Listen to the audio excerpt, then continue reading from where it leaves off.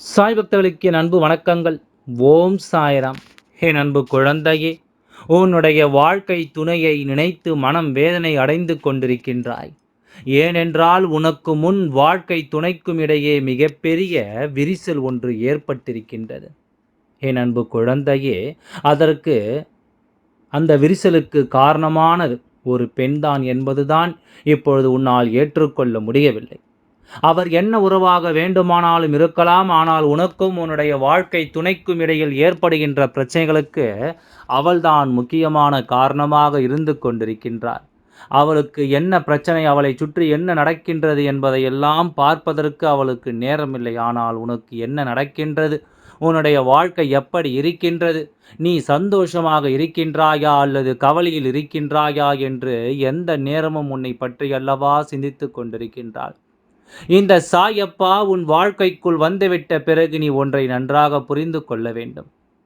உன்னுடைய வாழ்க்கை துணை என்பது உன்னை பற்றி என்ன நினைக்கிறார்கள் என்பது இந்த அப்பா எனக்கு நன்றாக தெரியும் என்பதை உன் அப்பா இதையெல்லாம் கவனிக்க ஒருபொழுதும் தவறு இது கிடையாது.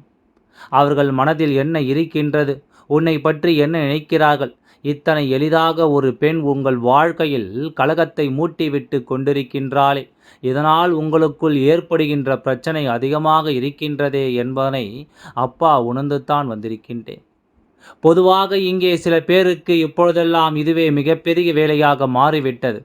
மற்றவர்கள் வாழ்க்கையில் என்ன நடக்கின்றது, அவர்கள் வாழ்க்கையில் எந்த விஷயத்தை நாம் கெடுத்து விடலாம் என்று தான் அதிகமாக எண்ணிக்கொண்டிருக்கின்றார்கள். தன்னுடைய வீட்டில் இருக்கின்ற பிரச்சனை, தன்னை சுற்றி இருக்கின்ற பிரச்சனைகளை பற்றி எதுவும் பார்ப்பதில்லை. என் அன்பு குழந்தையே, இதிலுமே இந்த பெண் உன் இல்லத்திற்குள் உள்ளே இருக்கின்ற பெண்ணாக இருக்கும் பட்சத்தில்தான் தான் செய்வது எதுவுமே தவறு கிடையாது போலவும், நீ என்ன விஷயம் செய்தாலும் அது மட்டுமே தவறு என்பது போலவும் சித்தரித்து காண்பித்து கொண்டிருக்கின்றாள். இதனால் உன் மனது எந்த அளவிற்கு வேதனை அடைந்திருக்கின்றது என்பதை உன் அப்பா நான் நன்கு அறிவேன். என் அன்பு குழந்தையே, இந்த சாயப்பா உன்னுடைய இல்லத்தில்தானே இருந்து கொண்டிருக்கின்றேன். யார் யார் உனக்கு என்னென்ன செயல்களை செய்கின்றார்கள், என்னென்ன சூழ்ச்சிகளை செய்து உன்னுடைய பெயரை கெடுக்க நினைக்கிறார்கள் என்பதை நான் பார்த்து கொண்டு தான் இருக்கின்றேன். உன்னுடைய வாழ்க்கை துணையோடு உனக்கு இருந்த நல்லதொரு உறவை இப்போது இந்த அளவிற்கு பிரித்து வைத்திருக்கிறார்கள் என்றால் அவர்கள் மனதிற்குள் எந்த அளவிற்கு கெட்ட எண்ணங்கள் இருந்திருக்கும் என்பதை உன் அப்பா என்னால் நிச்சயமாக புரிந்து கொள்ள முடிகின்றது. அப்பா எப்பொழுதுமே உன் வாழ்க்கையில் இருக்கும் பொழுது நீ எதை நினைத்தும் வேதனைப்படாதே. உன்னுடைய வாழ்க்கை துணை என்னுடைய மனதில் உன்னை பற்றி நிச்சயமாக எந்த ஒரு தவறான எண்ணங்களும் கிடையாது. ஏதோ சந்தர்ப்ப சூழ்நிலை என்று தான் அவர்கள் நினைத்து கொண்டிருக்கின்றார்கள். உன் மனதில் இருக்கின்ற எண்ணங்கள், உன் மனதில் இருக்கின்ற எல்லா செயல்களுமே நல்ல செயல்கள்தான். யாருமே எந்த ஒரு கெடுதலையும் நினைக்காது என்னுடைய குழந்தை, நிச்சயமாக உன்னுடைய வாழ்க்கையில் இது போன்று நடக்கும்பொழுது அதை உன்னால் தாங்கிக் கொள்ள முடியாமல் தான் தவித்து நின்று கொண்டிருக்கின்றாய். நம் சாயப்பா நமக்கு உதவி செய்துவிட மாட்டாரா? ஒரு பெண் இப்படி நம் வாழ்க்கையில் புகுந்து விளையாடி கொண்டிருக்கின்றது. என் குழந்தை, மனவேதனை அடைகின்றாய். இவளுக்கு ஒரு காலம் வராது, நம் வாழ்க்கை சந்தோஷமாக மாறிவிடாதா என்று என் குழந்தை நீ நினைத்து கொண்டிருக்கின்றாய். அவள் செய்கின்ற வேலைகள் எல்லாமே நிச்சயமாக என்னால் கண்கொண்டு காண முடியவில்லை. தேவையில்லாத விஷயங்கள் எல்லாம் தலையிடுவது, கணவன் மனைவிக்கிடையே இருக்கக்கூடிய அந்தரங்க விஷயங்களை கூட ஒட்டி கேட்பது போன்ற தேவையில்லாத செயல்கள், நம்மால் வாயால் கூட சொல்ல முடியாத செயல்களை அல்லவா செய்து கொண்டிருக்கின்றாள். அவளுக்கான தண்டனை நிச்சயமாக கிடைக்கும். அந்த தண்டனை கிடைக்கும்போது நிச்சயமாக அவளுக்கு உன்னுடைய உதவி தேவைப்படும். அன்று என் குழந்தை நீ யார் என்று அவளுக்கு காண்பிக்க வேண்டும். அப்பொழுது கூட உதவி என்று கேட்கும் பொழுது நமக்கு இத்தனை செய்தார்களே என்று நினைக்காமல் அவர்களுக்கு உதவிகளை செய்யக்கூடிய எண்ணங்களை கொண்ட குழந்தைதான் நீ. என்னுடைய குழந்தை என்பதும் உன் அப்பா எனக்கு நன்கு தெரியும். இதனால் உன் வாழ்க்கையில் நடக்கின்ற எல்லா விஷயங்களுமே விட்டு கொடுத்து செல்வதனால் என்னவோ, எல்லாவற்றையும் பொறுத்து கொள்வதனால் என்னவோ இவர்கள் எல்லாம் அத்தனை எளிதாக உன் வாழ்க்கையில் விளையாடி விட்டு சென்று விட்டார்கள். என் அன்பு குழந்தையே, ஒன்றை நன்றாக புரிந்து கொள். உனக்கு ஏற்படுத்திய கஷ்டங்கள் சிறிதாக இருந்திருந்தால் அப்பா ஒருபோதும் அதை கண்டு கொள்ளாமல் விட்டிருப்பேன். எல்லோருக்கும் இருக்கின்ற சகஜமான பிரச்சனைகள்தான் என்று ஆனால் இது உன் வாழ்க்கையில் நடந்திருப்பது என்னால் அனுமதிக்க முடியாத விஷயம். என் அன்பு குழந்தையே, உன்னுடைய மனதை நலமாக்கி வைத்திருக்கிறார்கள். உன்னுடைய வாழ்க்கை துணை மட்டும்தான் உனக்கு எப்பொழுதும் ஆறுதலாக இருக்கக்கூடிய ஒரு உறவாக இருந்ததனால் அந்த உறவை உன்னிடம் இருந்து பிரிக்க வேண்டும் என்று நினைத்து அதற்கான காயை சரியாக நகர்த்தி இப்பொழுது அந்த உறவை உன்னிடம் இருந்து பிரித்து விட்டார்கள். அவர்களுடைய செயல் வெற்றி பெற்று விட்டது என்று நீ நினைக்கிறாய். ஆனால் உண்மை என்னவென்றால், உன்னுடைய வாழ்க்கை துணை என்னுடைய மனதில் நிச்சயமாக உன் மீது அதிக அன்பு இருக்கின்றது. உன்னோடு சேர்ந்துதான் வாழ வேண்டும் என்கின்ற ஆசை அதிகமாக இருக்கின்றது. ஒரு பொழுதும் உன்னை வெறுக்கின்ற எண்ணம் இல்லை. இந்த சூழ்நிலையில் ஏற்பட்ட விஷயத்தை எப்படி சமாளிக்க வேண்டும் என்று தெரியாமல் தான் உன் வாழ்க்கை துணை எப்பொழுதும் மனம் குழம்பி நின்று கொண்டிருக்கிறது. இரு பக்கமும் வேண்டியவர்கள் இருப்பதனால் யாரை தேர்ந்தெடுப்பது, யாரை அதிகமாக பேசுவது என்று தெரியாமல் இப்பொழுது விழிபிதுங்கி நின்று கொண்டிருக்கின்றாய்.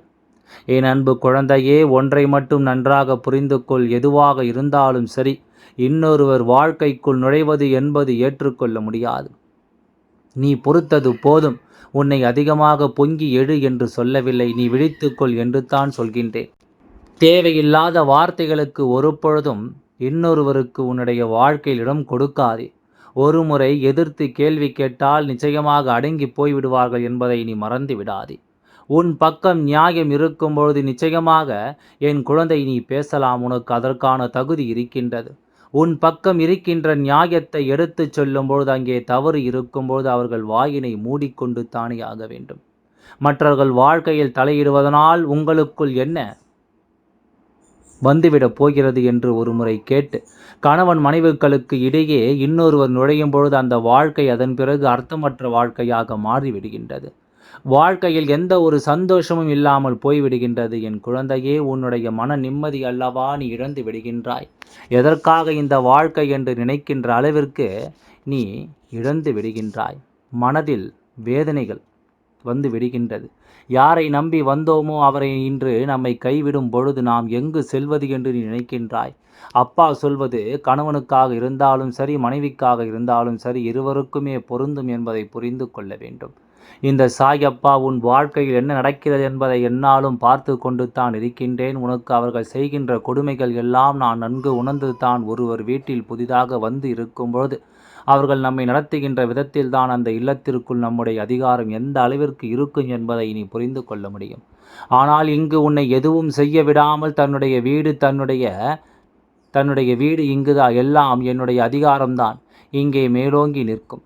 உனக்கு இங்கு எந்த அதிகாரமும் இல்லை என்று சொல்லும்போது என் குழந்தையின் மனம் எத்தனை நான் அறிவேன்.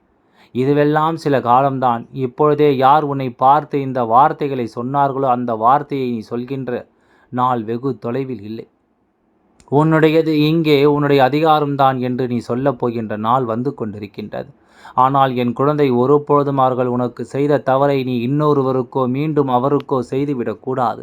அப்படி செய்தோமானால்